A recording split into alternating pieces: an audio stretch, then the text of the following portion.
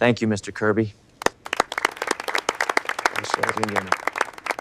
I just want to find a quiet place.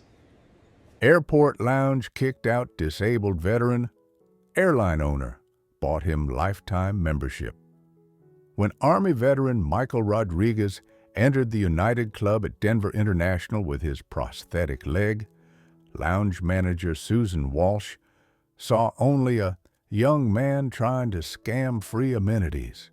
Her decision to humiliate him in front of business travelers would trigger a phone call that changed everything. Some battles aren't won on foreign soil. They're won in airport lounges, where America decides who deserves dignity. Denver International Airport's Concourse B buzzed with Tuesday afternoon energy as travelers hurried between gates like soldiers advancing across contested ground. The United Club Lounge sat like a fortified command post above the terminal chaos. Leather chairs arranged in defensive positions, premium Wi-Fi humming like communication arrays, and the quiet murmur of business conversations mixing with gentle jazz music from hidden speakers.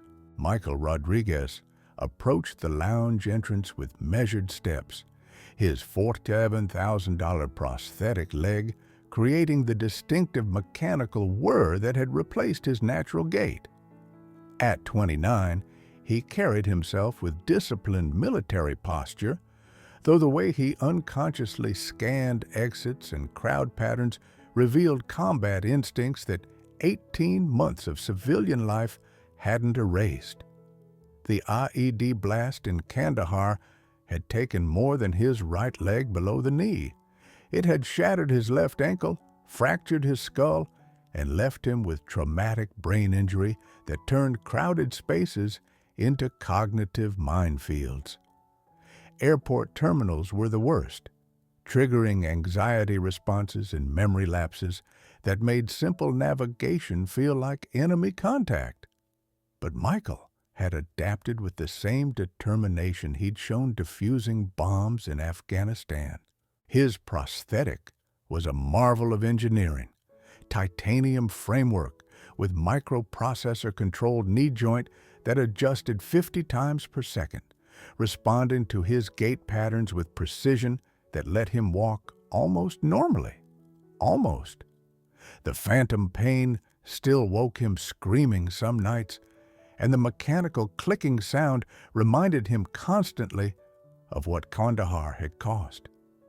"Promise me you'll be there, Mike." The memory of Carlos's voice from their last call cut through his airport anxiety like tracer fire. His little brother's promotion ceremony at Fort Carson tomorrow, Staff Sergeant to Sergeant First Class, following the path Michael's IED had ended.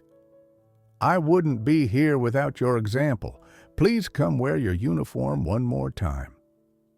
The United Club Day Pass in his pocket had cost $59, nearly a day's disability compensation. But the quiet space meant managing his TBI symptoms during the 3-hour layover. Crowded terminals triggered cognitive overload. The lounge offered the tactical advantage of controlled environment and clear sightlines. Michael carried documentation like ammunition: United Club Pass, military ID, VA disability card, everything verified and legitimate. He'd learned that some civilians saw his age and invisible disabilities as inconsistent with real veteran status. The skepticism stung worse than shrapnel. Susan Walsh was fighting her own war. Corporate pressure about unauthorized access, overcrowding complaints, and 3 incidents involving fake military IDs had turned her hyper-vigilant about potential fraud. 27 years with United, starting as gate agent, clawing her way to management through economic downturns and industry upheavals. She'd seen every scam, every sob story, every attempt to game the system. Recent performance reviews had been brutal. customer satisfaction scores dropping, complaints about her rigid enforcement of policies. Her supervisor had made it clear another quarter of poor metrics meant termination. At 58, Walsh couldn't afford to start over. Better to be accused of being too strict than too lenient. She didn't know that United CEO had been monitoring veteran discrimination complaints after congressional pressure about airline treatment of military families. Michael's case would become the test of everything corporate America claimed about honoring service. The invitation had arrived with Carlos's handwriting on expensive cardstock. Sergeant First Class Carlos Rodriguez requests the honor of his brother's presence. Mike, Dad would have been proud of both of us. Come home and let me show you off. Home. The word had lost meaning after medical retirement. Walter Reed to VA hospitals to empty apartment in Colorado Springs. But Carlos had thrived. Bronze Star, Meritorious Service Medal, now promotion ahead of schedule. Everything Michael's career should have been. The decision to attend meant confronting his deepest fear, wearing the uniform again. Not the civilian clothes that hid his struggles, but dress blues that announced his service to the world. You're still a soldier, Mike, his VA counselor had said. Wounded doesn't mean worthless. But airports felt like urban warfare. Unpredictable crowds, sudden noises, no clear escape routes. The lounge would be his forward operating base, quiet sanctuary where he could regroup before facing Carlos's ceremony. Michael's preparation followed military protocol adapted for civilian battlefields. Documentation organized in presentation folder, backup copies secured, emergency contacts programmed. His travel schedule accounted for TBI fatigue, rest periods, medication timing, cognitive breaks planned like mission checkpoints. The prosthetic required special attention. Morning attachment ritual, residual limb liner first, prosthetic socket aligned perfectly, mechanical knee joint tested for proper response. The device had become part of him, but airports always meant additional scrutiny. Questions about metal detectors, assumptions about his capabilities. His dress uniform hung in the hotel room, pressed and ready. First time wearing it since retirement ceremony, where they'd pinned the Purple Heart on his chest while he struggled not to cry. Tomorrow, he'd stand proud beside Carlos, proof that IEDs could take legs but not dignity. Michael approached the United Club reception with tactical awareness, scanning for threats, identifying exits, positioning himself for optimal response to potential complications. The afternoon agent, professional woman in her 40s, smiled with genuine warmth that reminded him why he'd served. Good afternoon, sir. How can I help you today? Standard greeting, but her eyes showed the recognition many civilians never offered.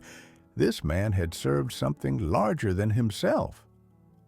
Day pass for the lounge, Michael said, presenting documentation with practiced efficiency. She scanned his pass, noted his military ID, and thanked him for his service with sincerity that meant more than she could know. You're all set, Sergeant Rodriguez. Enjoy your visit, and thank you for what you did for our country. Professional courtesy, respectful acknowledgement, smooth entry into civilian sanctuary. But manager Susan Walsh had been monitoring from her office, watching through security cameras as another young man claimed military benefits. Too many fraudsters, too many fake IDs, too much pressure to prevent unauthorized access. Hold on, Walsh called out, emerging from her command post with aggressive posture that triggered Michael's threat assessment protocols. Sir, I need to verify your access more thoroughly. We've been having issues with fraudulent military credentials. Her tone transformed welcoming sanctuary into interrogation site, making Michael's shoulders tense with familiar combat stress. But Walsh was just beginning her assault on his dignity. Michael maintained composure despite rising anxiety. Airports always triggered his TBI symptoms, and confrontation made cognitive processing slower, more difficult. Of course, ma'am. Comprehensive documentation here. Military efficiency, professional presentation, federal authentication that should have ended discussion. Walsh examined documents with skepticism that revealed her fundamental misunderstanding of modern veteran disabilities. These look authentic, but sophisticated fakes are common. You're quite young for medical retirement. What specific injuries require discharge? Privacy violation, but Michael answered to avoid escalation. Combat injuries from IED explosion in Afghanistan. Lost right leg below knee, sustained traumatic brain injury. Simple facts, professional delivery. But Walsh's response showed her dangerous ignorance about invisible disabilities. You walk normally. If you lost a leg, shouldn't there be more obvious disability? Her statement demonstrated complete ignorance about advanced prosthetics and adaptive technology. The $47,000 device attached to his residual limb represented 2 years of rehabilitation, phantom pain management, and learning to walk again. But to Walsh, it was evidence of fraud. Around the lounge, business travelers began noticing the extended interrogation. Executives in expensive suits glanced over their laptops, wondering why security was challenging someone who looked professional and well-dressed. These were America's corporate elite, people whose comfortable lives were protected by warriors like Michael. And they were witnessing one of their guardians being humiliated for his service. The confrontation attracted attention from United Club staff and guests who recognized inappropriate treatment unfolding in their sanctuary. A retired Air Force colonel, distinguished flying cross visible on his lapel pin, approached Walsh diplomatically. "Ma'am, that gentleman's documentation appears legitimate and his military bearing is unmistakable. Perhaps we could resolve this quietly?" His intervention reflected what other observers were thinking, that Walsh's aggressive approach violated the unwritten civilian contract with military service members. A technology executive commented quietly to his colleague, "That kid probably got blown up defending our freedom, and she's treating him like a criminal." The business travelers represented civilian America at its most privileged.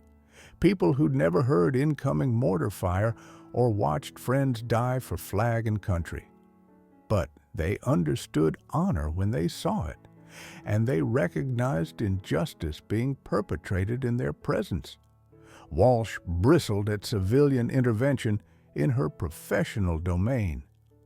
"I'll determine adequate verification procedures. This passenger will be screened according to my judgment." Her defensive response escalated the situation while revealing fundamental disconnect between corporate authority and military sacrifice. Michael felt his cognitive fatigue increasing. TBI symptoms always worsened under stress, turning simple interactions into complex challenges. The quiet lounge environment he'd purchased for medical accommodation was becoming exactly the overwhelming situation his disabilities couldn't handle. United Club staff member David Chen, Navy veteran with combat ribbons from Persian Gulf, approached Walsh with professional concern, backed by military experience. "Susan, I've reviewed his documentation. everything's legitimate and properly authenticated, perhaps we could complete check-in and allow our veteran guest to enjoy his visit. Veteran-to-veteran recognition, professional courtesy, reasonable suggestion that should have ended Walsh's inappropriate interrogation. For a moment, military solidarity seemed to override corporate suspicion. Michael began moving toward his selected position, corner seat that accommodated his prosthetic while providing clear sightlines to all entrances, habits from military service that helped manage his anxiety. The business travelers resumed their conversations, crisis apparently averted. But Walsh wasn't finished asserting her managerial authority over military dignity. "Actually, I'm not satisfied with current verification procedures," she announced loud enough for the entire lounge to hear. "Mr. Rodriguez, I'm going to need additional proof of your claimed disabilities before allowing continued access." The demand violated multiple federal laws while revealing her complete ignorance about veteran privacy rights and accommodation requirements. She was asking Michael to prove his combat injuries to satisfy one manager's prejudiced assumptions about young veterans. Walsh's demand for disability proof created a battlefield scenario that brought lounge operations to virtual halt. Other staff members stopped routine tasks to observe unprecedented discrimination, while business travelers began expressing discomfort with veteran treatment they were witnessing. Chen approached Walsh directly with military authority that transcended corporate hierarchy. "Susan, you cannot require customers to prove their disabilities. That violates federal accommodation laws and everything this company claims to believe about honoring military service." But Walsh had committed to her position like defending untenable ground, pride, stubbornness, and career pressure overwhelming professional judgment and basic human decency. "I have discretionary authority over lounge access, and I'm exercising professional judgment about potentially fraudulent claims." Michael stood at the center of growing chaos, feeling trapped between compliance with inappropriate demands and protection of his personal dignity. His prosthetic clicked softly with each weight shift, mechanical sound that reminded everyone present of the price he'd paid for their security. The business travelers were no longer passive observers. They were civilian America witnessing one of their protectors being humiliated by corporate bureaucracy, and their discomfort was becoming vocal opposition to Walsh's discrimination. "Ma'am," Michael said, addressing Walsh with respectful firmness despite rising stress and cognitive fatigue, "I'm a combat veteran with documented disabilities who purchased legitimate access to this facility. I'm asking for basic respect and accommodation that federal law requires and military service has earned." His words carried quiet authority of someone who'd earned respect through blood and sacrifice in places these civilians would never see. But Walsh interpreted professional composure as evidence of fraud rather than military discipline forged in enemy fire. What Walsh did next would trigger the largest corporate discrimination investigation in United Airlines history. Walsh's final assault on Michael's dignity revealed her complete disconnection from reality, federal law, and basic human decency. "Sir, I believe you're attempting to defraud United Airlines using fake military credentials. I'm calling airport security to remove you from this facility immediately." Her accusation exploded through the quiet lounge like incoming artillery, causing business conversations to stop mid-sentence and every head to turn toward the unfolding discrimination. These corporate executives were witnessing something that violated every principle they claimed to honor about military service. "Ma'am, I'm not fraudulent. I'm a combat veteran with legitimate credentials and purchased access," Michael responded, his voice remaining controlled despite overwhelming stress that was triggering his TBI symptoms.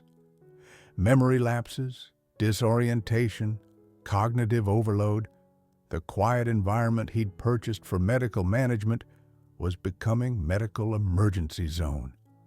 As Walsh reached for her phone to call security, Michael's combat-trained mind flashed to Carlos's ceremony tomorrow. His little brother had specifically requested his presence in uniform. "I want everyone to see the hero who taught me what service means." Now he might miss it because one corporate manager couldn't recognize the difference between fraud and sacrifice. This was Michael's defining moment, not on foreign battlefield where his leg was taken, but in civilian sanctuary where his dignity was under assault. He could submit to Walsh's humiliating demands, teaching every witness that veteran service meant nothing when confronted by corporate authority. Or he could stand firm despite worsening disabilities and demand the respect his blood had purchased. Standing in that crowded lounge, surrounded by business travelers who represented the comfortable civilian life his sacrifice had protected, Michael made a decision that surprised everyone, including himself. The mechanical whir of his prosthetic seemed to grow louder as he shifted weight, reminding everyone present of the price paid for their security. "No, ma'am," he said quietly, but with unmistakable authority, of someone who'd faced enemy fire and wouldn't be intimidated by airport bureaucrat. "I will not be removed for being a disabled veteran. I earned my place here, and I earned the right to be treated with dignity." The words "I earned" reverberated through the lounge like battle cry. Conversation stopped completely. Phones emerged to record what was clearly becoming historic confrontation between military service and corporate discrimination. Walsh stared at Michael in shock, having expected compliance rather than principled resistance from someone she'd already dismissed as fraudulent. "Then, airport security will remove you, and you may face charges for trespassing and fraud." What happened next would be studied in corporate customer service training and civil rights law for years to come. Chen, recognizing both the discrimination occurring and his company's potential catastrophic liability, made a decision that bypassed normal corporate channels entirely. Using his personal phone, Chen called United Airlines Executive Emergency Line with the urgency of someone reporting incoming fire. "This is David Chen, United Club staff at Denver International. We have a manager discriminating against a combat veteran, creating potential federal civil rights violation that's being recorded by dozens of witnesses. I need immediate executive intervention." The executive representative, trained to recognize high-risk situations that could destroy corporate reputations, immediately connected Chen to United's legal department and CEO Scott Kirby's personal staff. Within 6 minutes, Chen was speaking directly with Janet Martinez, Kirby's chief of staff, describing the discrimination in real time. "Mr. Chen, document everything and ensure that veteran is not removed under any circumstances. CEO Kirby is personally monitoring this situation and considering immediate personal intervention." The response reflected United's recent commitment to veteran support following congressional pressure about airline discrimination. At 3:47 p.m. Mountain Time, exactly 19 minutes after Walsh had first accused Michael of fraud. Her phone rang with a call from United Airlines headquarters that would end her career and trigger unprecedented executive response. But the most remarkable part of this story was just beginning, because Scott Kirby wasn't content with remote intervention. The call from Kirby's office carried authority that reached the highest levels of corporate America. This is Janet Martinez from CEO Kirby's executive staff. I understand we have a discrimination incident involving a combat veteran. Put me on speaker immediately. Every word of this conversation will be recorded and reviewed. Walsh took the call, her face growing pale as executive authority crashed down like close air support. The situation had escalated beyond local management. This was corporate crisis being monitored by CEO leadership, legal departments, and public relations teams calculating potential damage to United's reputation. But Kirby wasn't finished with phone calls. At 4:15 p.m., exactly 28 minutes after discrimination began, Denver International received unprecedented message. United One requesting priority landing clearance. CEO Kirby aboard for personal veteran advocacy intervention. The business travelers in the lounge looked at each other in amazement. They were witnessing corporate history in the making. Within 45 minutes, Denver International's United Club was experiencing something unprecedented in airline history. CEO Scott Kirby had personally diverted his corporate jet to address discrimination against a disabled veteran, bringing legal teams, veteran advocates, and corporate executives to document civil rights violation. Walsh faced immediate termination and potential legal action for violating Americans with Disabilities Act, discriminating against disabled veteran, and creating public relations catastrophe. Her systematic dismissal of combat injuries and military service was being investigated at highest corporate levels. The business travelers watched in fascination as corporate power mobilized to protect military dignity. This was civilian America at its best, recognizing that some things were more important than profit margins. The breakthrough came when Kirby himself entered the United Club to personally apologize. CEO of major airline apologizing to single customer was unprecedented, but Kirby understood this represented more than customer service failure. It was test of American values in corporate setting. Sergeant Rodriguez, Kirby said, rendering perfect military salute before extending his hand, on behalf of United Airlines and every American who has benefited from your service, I want to personally apologize for the disgraceful treatment you received today. Your sacrifice deserves our highest respect, not corporate discrimination. The business travelers, CEOs, executives, technology leaders, watched this moment with profound attention. They were witnessing their corporate peer demonstrate that military service transcended business considerations, that some debts could never be repaid but must always be honored. At 5:30 p.m., exactly 1 hour and 43 minutes after Walsh first challenged his legitimacy, Michael Rodriguez was presented with lifetime United Club membership by CEO Kirby himself.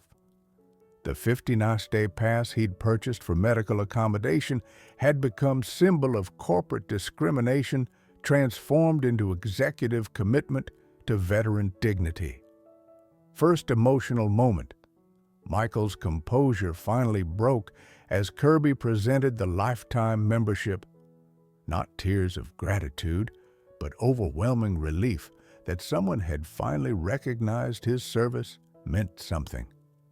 His prosthetic clicked as he shifted weight, mechanical sound, that reminded everyone present of the price paid for their comfortable civilian lives. Second emotional moment, the business travelers, America's corporate elite, rose in spontaneous standing ovation. These were people who'd never heard incoming fire or watched friends die for flag and country. But they understood they were witnessing something sacred, civilian America acknowledging military sacrifice. Their applause wasn't just for Michael, but for every service member who'd ever been questioned, doubted, or humiliated for their service. Walsh's attempt to humiliate a combat veteran had evolved into corporate recognition of military sacrifice that would reshape airline industry treatment of veteran families. Susan Walsh was terminated and permanently banned from airline employment. United implemented mandatory veteran sensitivity training, established direct advocacy channels for military families, and created executive oversight for discrimination complaints. Michael's discrimination triggered congressional hearings on airline veteran treatment and federal legislation strengthening military family protections. The Rodriguez Standard now ensures disabled veterans receive appropriate accommodation at all airline facilities nationwide. Michael's courage in standing up to discrimination led to industry-wide policy changes that protect military families from similar humiliation. Michael attended Carlos's promotion ceremony wearing his uniform with renewed pride, knowing his fight had protected other veterans from corporate discrimination. The United Club became his sanctuary during travels to veteran advocacy events, where he shared his story to ensure others understood their rights and dignity were worth defending. Carlos's speech at the ceremony brought the lounge full circle. My brother taught me that service doesn't end when you take off the uniform. Sometimes the most important battles are fought in places where America decides who deserves dignity. Today, we're all proud to serve a country that still recognizes sacrifice. Some battles aren't won on foreign soil. They're won in airport lounges where America chooses between convenience and courage, proving that those who defended our values abroad deserve nothing less than full respect and dignity at home.